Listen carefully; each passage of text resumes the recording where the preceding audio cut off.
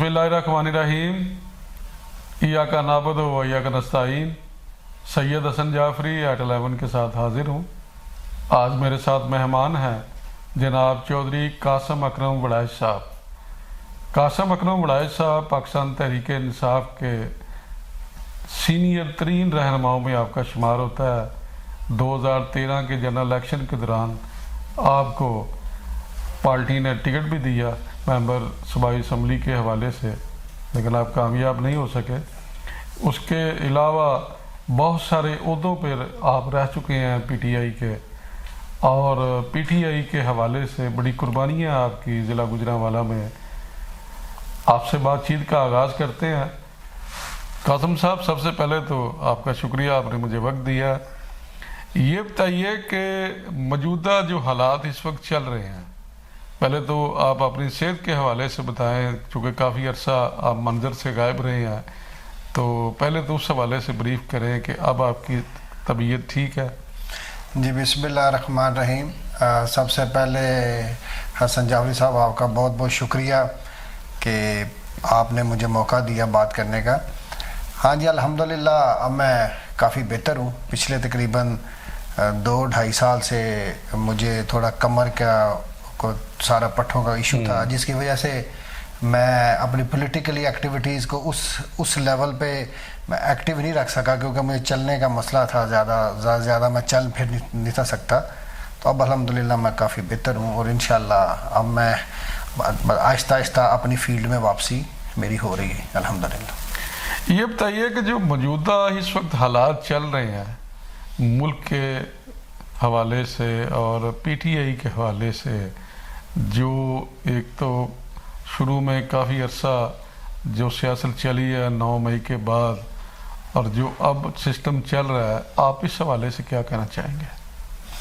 देखिए, सबसे पहले आप समझते हैं कि हमने अगर तहरीक इंसाफ के पॉलिटिकल सफ़र का जब आगाज़ किया, मेरा ख्याल से तकरीबन 15-16 साल हो गए हैं इस सफ़र को शुरू किए हुए। पार्टी को ग्रास रूट लेवल पे जो हमारे सीनियर दोस्त हैं उनके साथ काफ़ी काम करने का मौका मिला। ज़िला लेवल पे भी करने का मौका मिला, पंजाब लेवल पे भी करने का वो मौका मिला, और धरने के दिनों में मरकज़ लेवल पे भी काम करने का मौका मिला, जब 126 दिन का इस्लामाबाद का धरना था। मेरे ख्याल से सियासत को सियासत की तरह ही हमें लेना चाहिए। जो पॉलिटिकल जमातें होती हैं वो अपना हमेशा प्लस माइनस अपनी चीज़ों को लेके चलती हैं, और मुल्क की मफाद के और अंदरूनी और बैरूनी खदशात को देखते हुए ही चलती हैं। और जो भी मेरा ख्याल जो भी अग्रेसिव पॉलिटिक्स है उसकी कहीं पे भी जगह नहीं है, चाहे वो बैरून मुल्क हो या अंदरून पाकिस्तान हो या कोई और मुल्क भी हो। तो हम मेरे ख्याल से हमें चंद लोगों ने पॉलिटिकली तौर पे ट्रैप करने की कोशिश की, जिसकी वजह से हमें आज तक वो भुगतना पड़ा है। तो हम भी एक बेवतन पाकिस्तानी हैं, और ना कोई पीटीआई तहरीक इंसाफ का जो नज़रियाती वर्कर या साथी इस तरह की बात सोच सकता है अपने अदारों के या फ़ौज पाकिस्तान के या अदलिया के या कोई भी अदारा हो। हम लोग इनके साथ ही हमारी हर चीज़ है।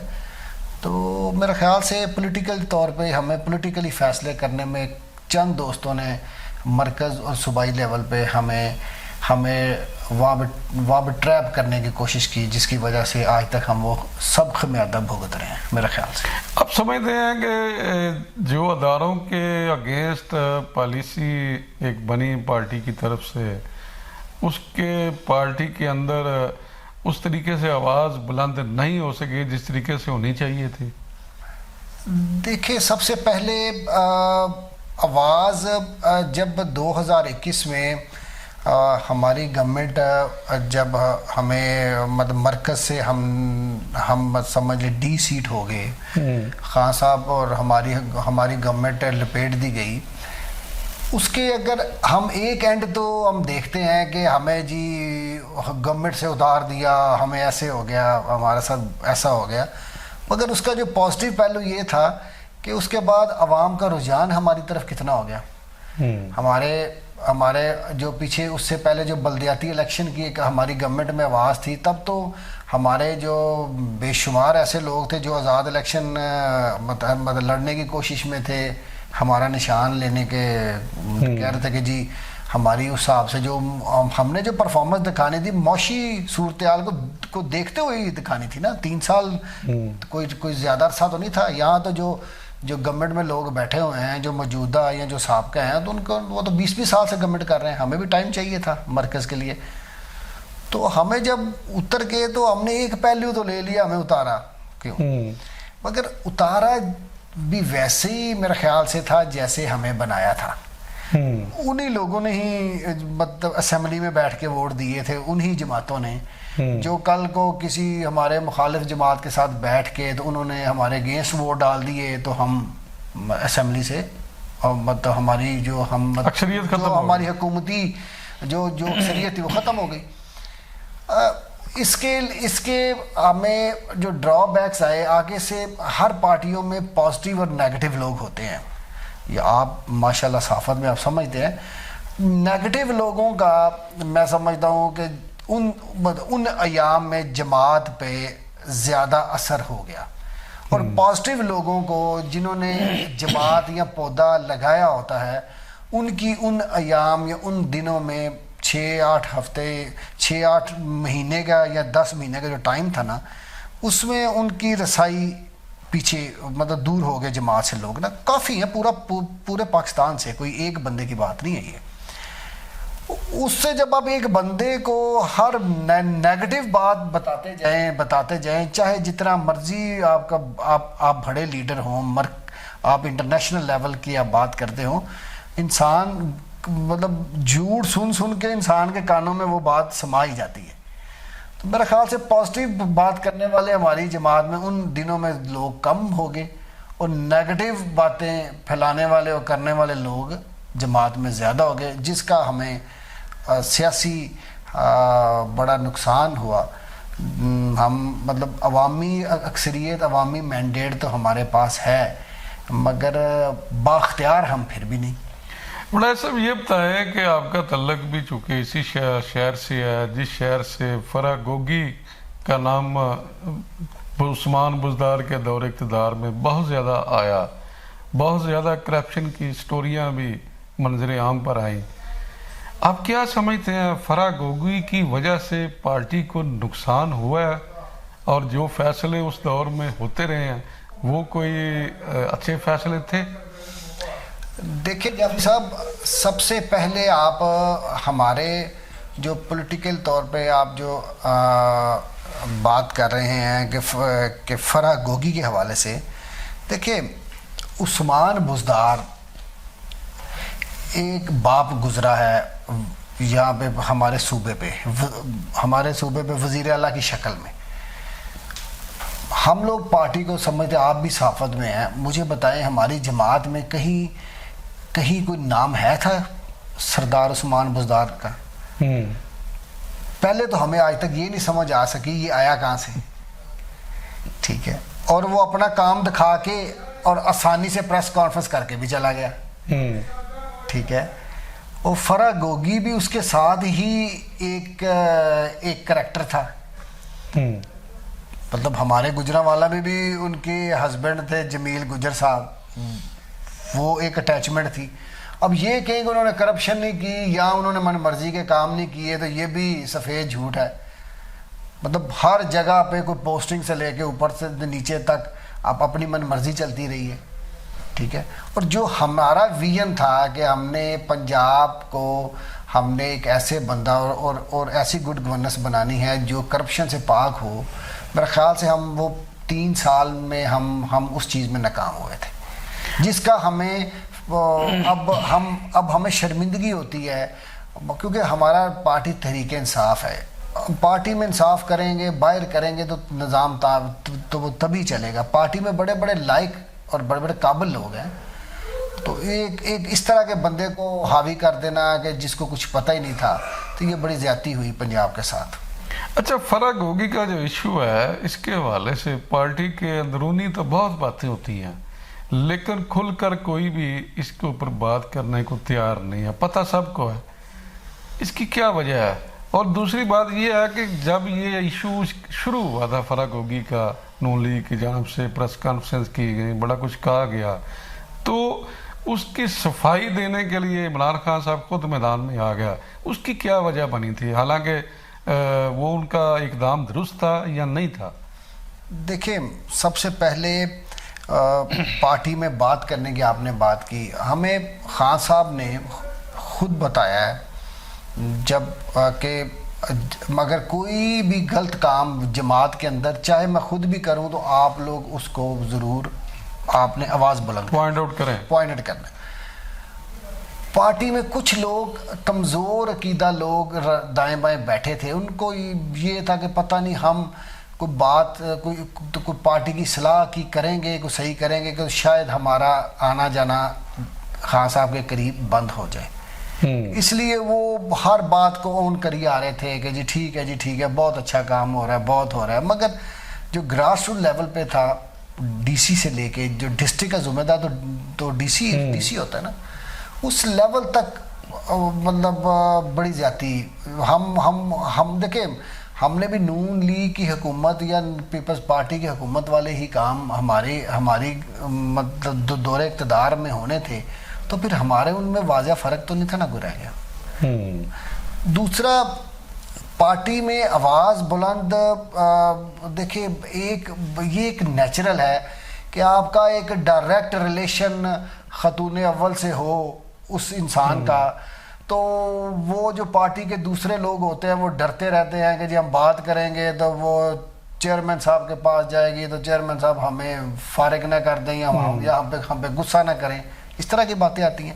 تو اس پر خیال سے جو اللہ پہ یقین رکھنا چاہیے اور سچی اور دیانتداری والی بات ہمیشہ کرنی چاہیے. تو آپ کے سامنے ہمارے جنت کے سردار حضرت امام حسین رضی اللہ تعالیٰ، تو انہوں نے تو وہاں کربلا میں بھی بے شمار موقع اس طرح آئے کہ اگر وہ کمپرومائز کرنا چاہتے ہیں، مگر انہوں نے دین اسلام اور اللہ اور قرآن اور نبی صلی اللہ علیہ وسلم کے واسطے انہوں نے بالکل کوئی کمپرومائز نہیں کیا اور اپنی جانوں کے نذرانے دے دیے. تو یہ تو ایک سیاست ہے. تو سیاست میں بھی میں سمجھتا ہوں صحیح کو صحیح کہنا چاہیے، غلط کو غلط کہنا چاہیے. ہماری بے شمار پولیٹیکلی غلطیاں تھیں، ہمیں اس کی اصلاح کرنی چاہیے تاکہ آنے والے وقت میں ہمارے پاس سب کچھ ہوتے ہوئے کچھ نہیں ہے. تو ہمیں اپنا آپ دیکھنا چاہیے شیشے کے آگے کھڑے ہو کے کہ ہمارے اندر سیاسی کمیاں غلطیاں کیا تھیں. بڑا صاحب، آپ کے حلقے سے PP 70 جو موجودہ اس کا نمبر دیا گیا ہے، وہاں پہ MPA منتخب ہوئے ہیں تشکل وڑائچ صاحب. آپ بوجہ اپنی صحت کی وجہ سے اس وقت ایکٹیو نہیں تھے، تو اب حلقے کی جو سیاست ہے اس حوالے سے آپ کہنا کیا چاہیں گے؟ چونکہ ساتھ جو MNA کے کینڈیڈیٹ تھے وہ بھی نائل ہو گیا تھے، میاں طارق صاحب، پھر ان کی مسز نے الیکشن لڑا. اب ان کا موقف یہ ہے کہ فارم 45 کے تحت ہم الیکشن جیت گئے ہیں لیکن ہمیں الیکشن میں ہرا دیا گیا ہے. تو اس پر آپ کیا تبصرہ کرنا چاہیں گے؟ دیکھیں، جہاں تک PP 70 کی بات ہے، اللہ تعالیٰ نے تشکل عباس وڑائچ کی قسمت میں عزت لکھی تھی. انہوں نے اللہ نے ان کو MPA کروایا. اس کے بعد عوام نے حلقے کے لوگوں نے ووٹ دیے.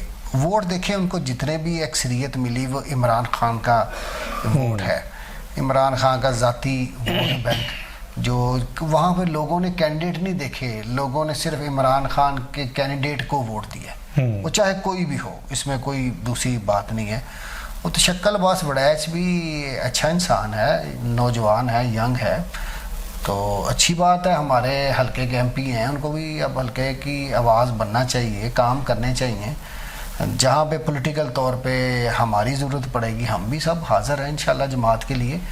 تو ٹھیک ہے، ابھی مطلب آگے سے جب جو بھی حالات واقعات الیکشنز آئیں گے وہ تو اگلی باتیں آگے ہیں. ابھی موجودہ ان کو بالکل جماعت کی آواز بننا چاہیے، ہر فورم پہ کام کرنا چاہیے، محنت کرنی چاہیے. ہم سارے جہاں پہ ہماری ضرورت ہو ہم انشاءاللہ بالکل ساتھ دیں گے انشاءاللہ اور مل کے کریں گے. اور جہاں تک میاں طارق صاحب کی بات ہے، تو دیکھیں میاں طارق صاحب سابقہ MN 2013 میں نون لیگ کی سیٹ سے ہوئے تھے، تو ان کا دیکھیں پھر بات وہی آ جاتی ہے 9 مئی والی، ٹھیک ہے. تو اس میں کسی سیاسی گھر یا گھرانے کی کوئی بات نہیں ہے، یہ تو ایک اوپر سے ہی معاملات ایسے بگڑ گئے جو ہر بندے کے گھر سے لے کے، ہر بندے کے کاروبار سے لے کے، ہر بندے کی ذاتی عزت سے لے کے ہر بندے کو فیس کرنا پڑا. تو میاں طارق صاحب بھی اسی ہی کی نظر ہوئے، وہی ایک جو فارمولا تھا وہی وہ نیچے ان کے حلقے میں بھی اپلائی ہوا. اور 45-47 کے فارم کی بات کر رہے ہیں تو دیکھیں جب چیزیں آپ کے حق میں یا ملکی لیول پہ آپ مثبت سوچ یا آپ کا رویے پازیٹیو نہیں ہوتے تو پھر اس طرح کی چیزیں آپ کو پولیٹیکل طور پہ فیس کرنا پڑتی ہیں.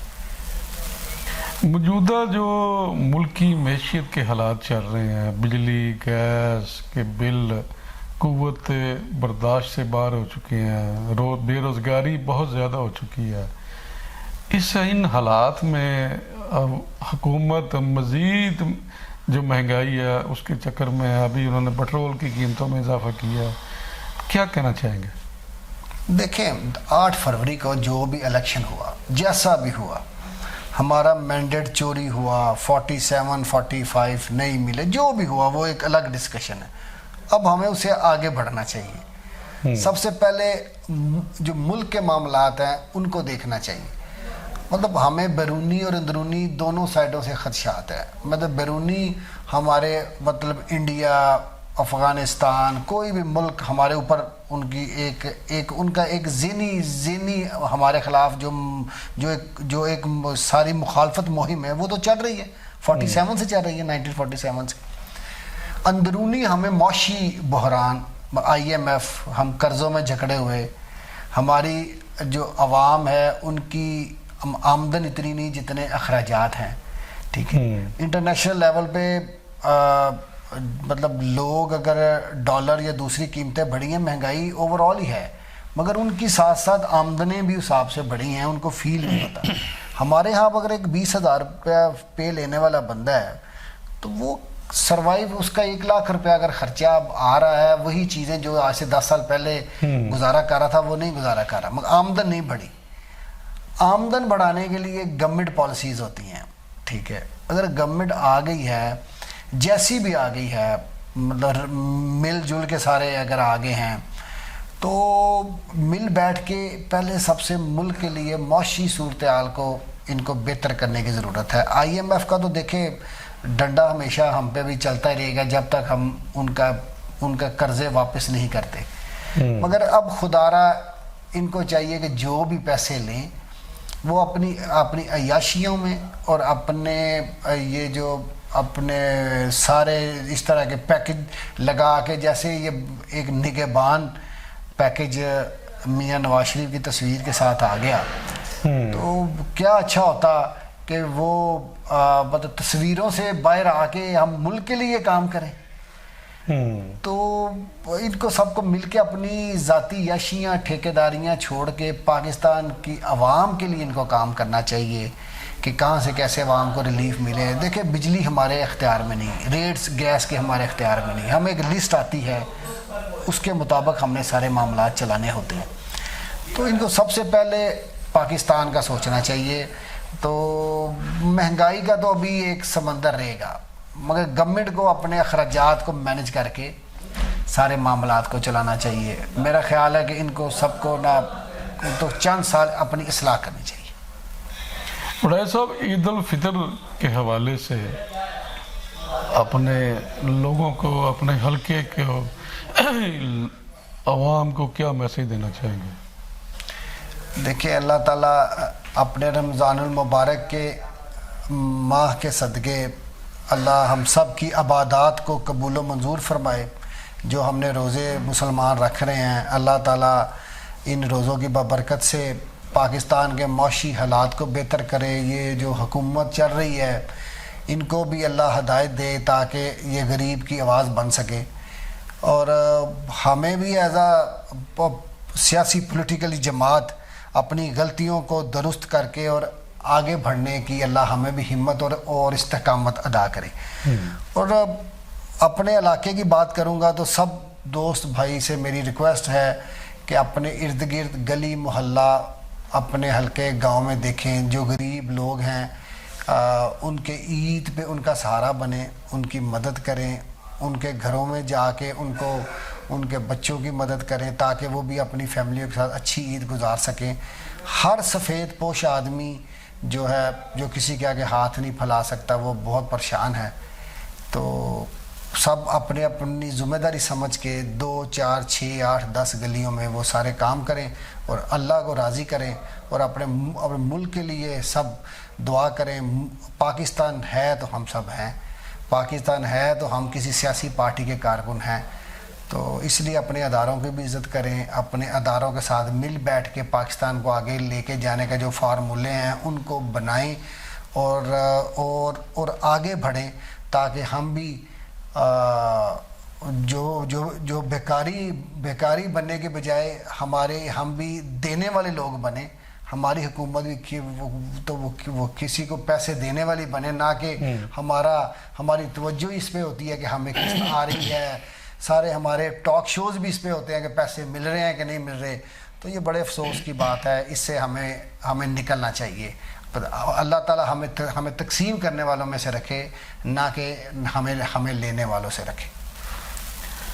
جی ناظرین, آپ نے چودھری قاسم اکرم وڑائی صاحب سینئر رہنما پاکستان تحریک انصاف گوجرانوالا کی گفتگو سنی. قاسم اکرم وڑائی صاحب نے اپنے اندر کی باتیں بتائی ہیں, جو پارٹی کے اندر ہوتا رہا ہے وہ بتایا ہے, اور یہ بڑی جرت کی بات ہے کہ انہوں نے پارٹی کی جو غلطیاں ہیں ان کو بھی تسلیم کیا ہے. حالانکہ اکثر جو پی ٹی آئی رہنما ہیں ان کو پتہ تو ہوتا ہے لیکن کوئی بات کرنے سے اس کا حوصلہ نہیں ہوتا یا گریز کرتے ہیں. تو یہ بڑی بات ہے, قاسم صاحب نے اپنے ساری جو غلطیاں ہیں ان کو بھی تسلیم کیا اور جو اچھے کام ہیں ان کا بھی بتایا. آپ کی رائے کا انتظار رہے گا. اجازت دیجیے, اللہ حافظ.